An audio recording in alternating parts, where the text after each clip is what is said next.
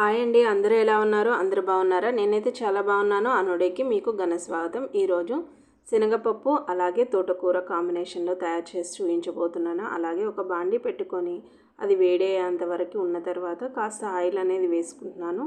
మీ ఇంట్లో ఎంతమంది ఉంటారో అంతమందికి తగిన విధంగా ఆయిల్ అనేది వేసేసుకోండి. నేను ఒక 2 గరిటెలు అయితే ఆయిల్ అయితే వేసేసుకుంటున్నాను. అలాగే మీకు కావాల్సిన పోపు దినుసులు అనేవి వేసేసుకోండి. నేను ఆవాలు, ఎండుమిరపకాయలు మాత్రమే వేసుకుంటున్నాను. ఈ విధంగా 2 ఉల్లిపాయలు అనేది సన్నగా తరిగి పెట్టుకున్నాను. అలాగే ఒక 4 పచ్చిమిరపకాయలు అనేది తీసుకున్నాను. ఇవి పొట్టిగా ఉన్నాయి కదా, చాలా గట్టిగా కారం అనేది ఉందండి. ఈ విధంగా ఒక 4-5 పచ్చిమిరపకాయలు అయితే వేసుకొని ఈ విధంగా అనేది వేయించుకుంటున్నాను. ఈ కూర అనేది చాలా సూపర్ టేస్టీగా ఉంటుంది. ఈ విధంగా వేయించుకున్న తర్వాత కొంచెం ఉప్పు అనేది వేసుకోండి. ఉల్లిపాయలకి వేగడానికి మాత్రమే ఉప్పు అనేది వేసుకోండి. ఉప్పు అనేది రుచికి సరిపడినంత లాస్ట్లో అనేది వేసుకుందాము. ఇదిగో చూడండి, ఇదే చక్కగా ఈ విధంగా వేగిపోవాలి. అలాగే ఎక్కువ వేగాల్సిన అవసరం ఏమీ లేదు కాబట్టి ఈ కాస్త వేగితే సరిపోతుందండి. మనం శనగపప్పు వేస్తున్నాం కదా, ఇప్పుడు శనగపప్పు అనేది చూపిస్తున్నా చూడండి. నేను ముందుగానే ఒక 15-20 నిమిషాల ముందుగానే ఇది కడిగి అనేది పెట్టుకుంటున్నాను. ఇవి తెల్ల శనగలు, ఇవి గ్యాస్ ట్రబుల్ అనేది రాదండి. అలాగే నేను ఈ శనగపప్పునందరినీ ఉల్లిపాయ పచ్చిమిరపకాయలోకి వేసేసుకొని చక్కగా వేయించుకుంటున్నాను. ఇది ఉడకబెట్టుకోలేదు కదా, వేగుతుందా లేదా ఉడుకుతుందా అనేది అవసరం ఏం లేదండి. ఇవి ఆల్రెడీ నాని ఉన్నాయి కాబట్టి ఈ వేడిక అనేది సగం అనేది ఉడికిపోతుంది ఇలా పోపు చేయడం వల్ల. అందుకోసమే ముందుగానే నేను పోపు అనేది వేసుకుంటున్నాను.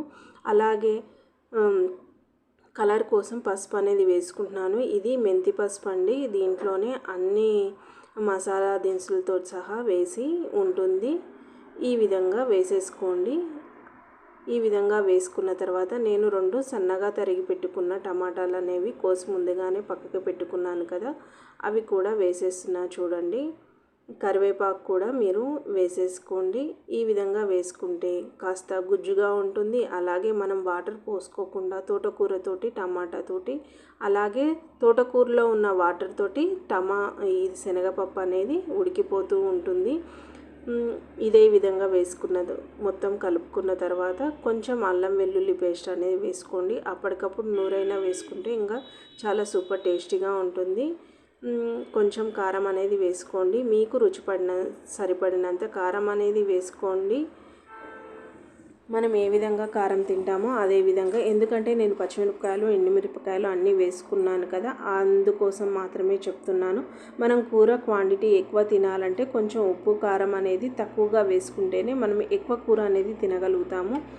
టమాటాలు చక్కగా వేగిపోనివ్వండి. ఈ టమాటాలు ఇలా ఉన్నాయి కదా, వేగుతాయా లేదా అనే డౌటే అవసరమేం లేదండి. ఈ విధంగా మగ్గిపోతాయి ఇవి చక్కగా, ఎందుకంటే మనం తోటకూర వేసేది ఉంది కాబట్టి. అలాగే నేను ముందుగానే కడిగి అనేది పెట్టుకున్నాను. కొంచెం సాల్ట్ వాటర్లో వేసి కడిగి పక్కకు పెట్టుకున్నాను. మనం కాడలు అనేవి లేతగా ఉంటాయి కదా, ఆ లేత కాడలన్నీ వేసుకోండి. అలాగే పీచు ఉన్న కాడలు మాత్రమే తీసివేయండి. ఎందుకంటే కాడల్లోనే ప్రోటీన్స్, విటమిన్స్ అన్నీ ఉంటాయి కదా. ఎందుకు మనం అంత కష్టపడి తెచ్చుకున్నవి బయట పారేయడం ఎందుకు? కాడలు ఎంత లేతగా ఉన్నాయో ఆ లేతగా ఉన్న కాడలు అనేవి వేసేసుకోండి. కూర అనేది సూపర్ టేస్టీగా ఉంటుంది. అలాగే చక్కగా మగ్గిపోతాయి, కాడలు అనేవి కూడా ఉడికిపోతూ ఉంటాయి. మీరు ఎప్పుడన్నా ఈ విధంగా ట్రై చేస్తే మాత్రం కంపల్సరీగా కామెంట్ అనేది చేయండి. ఇది అన్నంలో కానీ, రైస్లో కానీ, చపాతీలో కానీ, ఏ విధంగా తినాలనుకున్నా కానీ చక్కగా అనేది కలిసిపోతుంది. అలాగే పిల్లలు చాలా ఇష్టంగా తింటారు. శనగపప్పు అనేది దాదాపు 90% మాత్రమే ఉడుకుతుంది. మనం తింటూ ఉంటే పంటి కింద పప్పులుగా తగులుతూ ఉంటుంది. ఇదిగో చూడండి, ఈ విధంగా మగ్గిపోయింది. ఇదిగో ఈ విధంగా మగ్గిపోతే సరిపోతూ ఉంటుంది. నేను కాడ అనేది ఏ విధంగా ఉడికిందనేది చూపించబోతున్నాను కదా, ఈ విధంగా స్మాష్ అనేది అయిపోతుంది. ఇది గ్రీన్ కలర్లోనే ఉండాలంటే మూత మాత్రం పెట్టుకోబాకండి. ఇది కొంచెం అనేది గ్రీన్ కలర్లో ఎక్కువగా ఉంటుంది. మూత పెట్టుకుంటే మాత్రము కొంచెము కలర్ అనేది చేంజ్ అవుతుంది కదా, అది మీకు ఇష్టం ఉంటే మూత పెట్టుకోండి, లేకపోతే లేదు. ఈ విధంగా చక్కగా అనేది వేగిపోయింది. ఇదిగో మనకి అలాగే నేను జీలకర్ర, మెంతులు, ఉన్న పొడి అనేది వేసుకుంటున్నాను. ఈ విధంగా నా దగ్గర కొట్టిన పొడి ఉంది కాబట్టి ఈ విధంగానే వేసుకుంటున్నాను.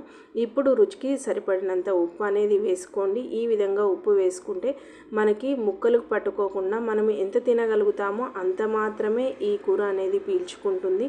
అలా అయితే ఉప్పు ఎక్కువగా తింటాము, ఇలా అయితే కాస్త తక్కువగా తింటాము. ఈ విధంగా అనేది చక్కగా మగ్గించుకోండి. కూర అనేది మెత్తగా ఇప్పుడు పప్పు గుత్తితే ఎనిపితే ఏ విధంగా అవుతుందో ఆ విధంగా మెత్తగా అనేది అయిపోతుంది. ఎంతో టేస్టీ అయిన కూర అనేది రెడీ అయిపోయింది. అలాగే నేను రైస్ పెట్టుకొని చూపిస్తున్నా చూడండి. ఈ విధంగా రైస్లో కూడా చక్కగా అనేది కలిసిపోయింది. నచ్చిందా? నచ్చితే లైక్ చేయండి, షేర్ చేయండి, సబ్స్క్రైబ్ చేసుకోండి. పక్కనే బెల్ అనేది ఉంటుంది, గంట కొట్టేసేయండి. నేను ఏ విధమైన వీడియో పెట్టినా నోటిఫికేషన్ ద్వారా అందుతుంది. అలాగే మీ ఇంట్లో చుట్టుపక్కల వాళ్ళకి కానీ ఎవరికన్నా కానీ ఈ వీడియోననే షేర్ చేయండి. సబ్స్క్రైబర్స్ అనేది ఎక్కువగా పెరుగుతూ ఉంటారు కదా. ఇంకెందుకు ఆలస్యం, వెంటనే గంట అనేది కొట్టేసేయండి. ఇదిగో చూడండి, అన్నంలోకి చక్కగా కలిసిపోయింది కదా. మీరు ఎప్పుడన్నా ట్రై చేసి కంపల్సరీగా కామెంట్ అనేది చేయండి. Have a nice day. Bye bye. ఉంటా.